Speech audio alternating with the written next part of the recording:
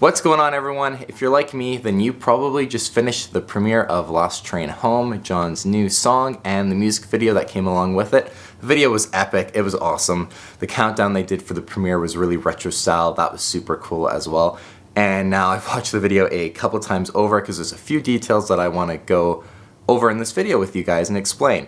Before we get into this gear breakdown of the gear that John used for the Lost Train Home music video, please give the video a thumbs up. This greatly helps the video spread to more people and share the knowledge with people who might be looking for it. As well, please hit subscribe and that bell notification button because with new music from John, there's going to be lots more content coming out from me very, very soon. One disclaimer before we get into the gear breakdown. Yes, this is a music video, so we can't say for certain that this is what John used in the studio when recording Lost Train Home. But we know John is very calculating and he does everything with a purpose. So this gear definitely has some relevance and it's honestly our best guess right now to what was used on the record. Alright, let's get into the gear breakdown for this music video. Gonna be a fun video for sure to go over. So right away at the start of the music video, we get a look at John's pink silver sky, and that color screams the 80s. I know a lot of people have been saying that it looks quite like that Jackson he was playing with that almost hair metal pink. And definitely this color is very reminiscent of that as well. It's great. I love it. It's a great color and definitely not, as I kind of might have been guessing before, near the shell pink territory. No. This is a bright 80s, kind of neon pink. It's an epic color though, and I'm sold on it for sure if they ever release it. So, interesting and worth noting, John's using the second position we can see for the music video, and that's definitely a position that he was selecting when recording the song as well. So we know that John was using his silver sky for the music video, obviously, but what about the amps? Well, there are 3 amps behind him that I'd like to kind of analyze and talk about. The first one being the Soldano SL-0100. That sat on top of 2 Alessandro cabinets. We know that the top Alessandro cabinet had EVM12Ls in them, and the bottom cab had G1265Hs in them. So, worth noting that those are the 2 speakers that we could see in the back of those Alessandros. We also have Dumble Steel String Singer 004 making an appearance for this music video, and that sits on top of 2 PRS JMod cabinets like the one I have behind me here. John Mayer's signature cab for the PRS amp. Now, of course, we don't get a look, unfortunately, at the back of those cabinets, but they're closed back anyway, so we can't tell for certain what speakers are in them. These come with G1265s in them, but who knows? Odds are it's probably maybe one of them have something like that in and maybe same speaker setup as the Alessandros. Who knows? But kind of interesting that he chose JMod cabs and then Alessandro cabs for the music video. Now the third amp I wanted to touch on is the Roland Jazz Chorus 120. It's a little combo amp that sits to the side of the Soldano SL-100. Now there is a slight, and I say slight, possibility that this amp was actually used for the keys section, not John's guitar.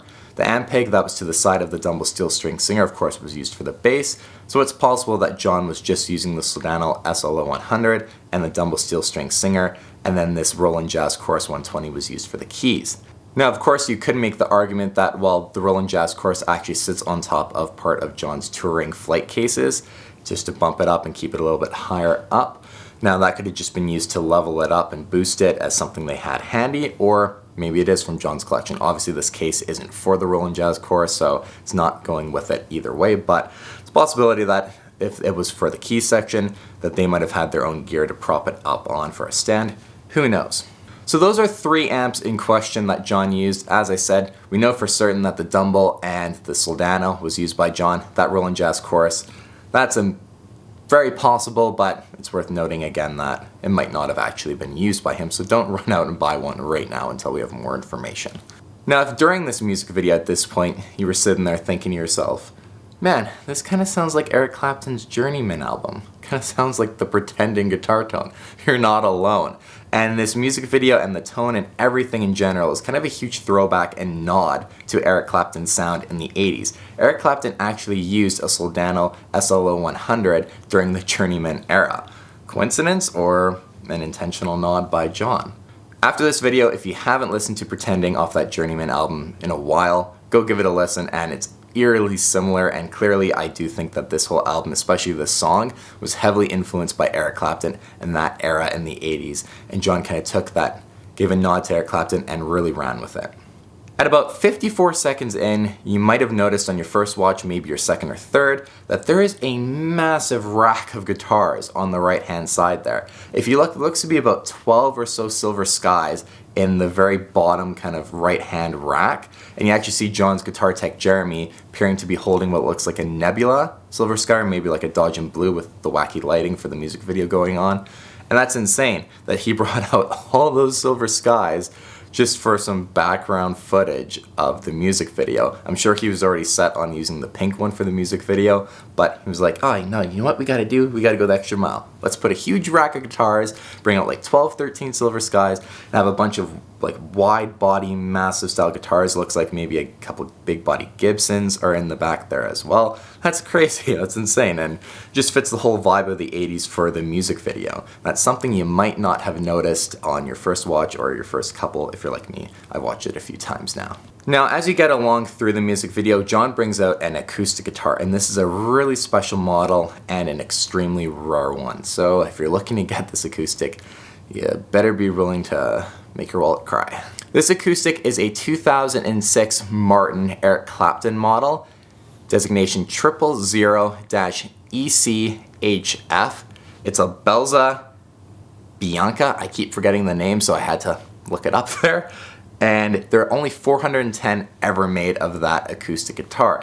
And Jesse from our John Mayer Gear Lounge group, he actually used to own one, and he mentioned that getting one without the pickguard on it is even rarer for the run. So there's 410 of them ever made back in 2006, so it's extremely rare as it is. And then there's only a handful of them that were made without the pickguard on them. So of course, being John, of course he has the extremely rare one out of an already extremely rare run. So that's the kind of the final nod to Eric Clapton, is him using that acoustic and Eric Clapton's signature model. Now, if at this point you're asking about effects, maybe a pedal board or a rack unit, we unfortunately don't get a look at anything like that. Stage space clearly was tight, and if you look at John's platform, it's not that big, so throwing a pedal board really wasn't an option that they had. Clearly there was chorus on, again a nod to Eric Clapton's Journeyman album sound and that kind of era for Eric Clapton. There definitely does sound to be something else going on with the tone. Now, whether that is something just due to the amp setup he was using, or his tone knobs rolled all the way down, or perhaps something else kind of affecting that sound, it could be a little bit more than just a chorus at this point. Again, we're just speculating with what he's using. We're gonna have to see live or any studio information to what actually helped make that sound, but for sure chorus, possibly something else there, making that tone just a little bit more unique than we're used to hearing from John. Well, there you guys have it. That's the full breakdown of all the gear John used during the Last Train Home music video. I hope you guys liked this video. I hope you guys really enjoyed the new song John brought out.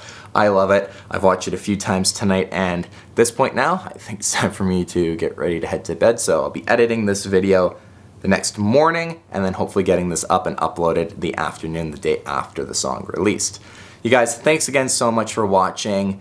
Give this video a thumbs up if you liked it, learned something for John's new music. Hit that bell button, hit subscribe, and we'll see you very soon on the next one. Take care. Thanks so much for watching.